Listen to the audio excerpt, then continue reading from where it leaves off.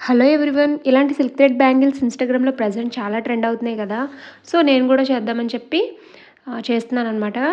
ఇవి నాకు చేయడం ఒక 10 ఇయర్స్ బ్యాకే వచ్చు. నేను నా మ్యారేజ్ టైమ్‌లో చాలా చేసుకున్నాను. ఇంకా అవి నా దగ్గరున్నాయి. వీటికి కావాల్సినవి జస్ట్ సిల్క్ థ్రెడ్ అని ఫ్యాన్సీ షాప్‌లో అడిగితే ఇస్తారు. And fabric glue and artificial stone jewellery and plastic bangles or any other bangles. ఇవన్నీ మనకి మెటీరియల్ షాప్‌లో గానీ, ఫ్యాన్సీ షాప్‌లో గానీ దొరుకుతాయి. ఇన్‌స్టాగ్రామ్‌లో నేను 2-3 పేజెస్ అడిగి చూసాను. చాలా కాస్ట్ చెప్తున్నారు. అండ్ వాళ్ళు మేకింగ్ చార్జెస్ కూడా వేసుకోవాలి కాబట్టి, సో, ఇలాంటి సింపుల్ జ్యువెలరీస్ మనం ఇంటి దగ్గరే మనం ఓన్‌గా చేసేసుకోవచ్చు. అంత కాస్ట్ పెట్టి కొనుక్కోవాల్సిన అవసరం లేదు కదా! అందుకే చాలామంది అఫోర్డబుల్ చేయలేని వాళ్ళు ఇలా సింపుల్‌గా ట్రై చేయండి.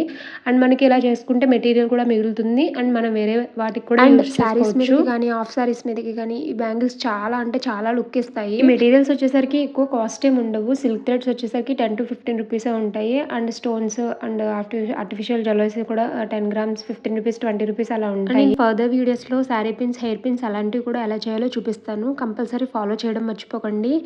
Thank you.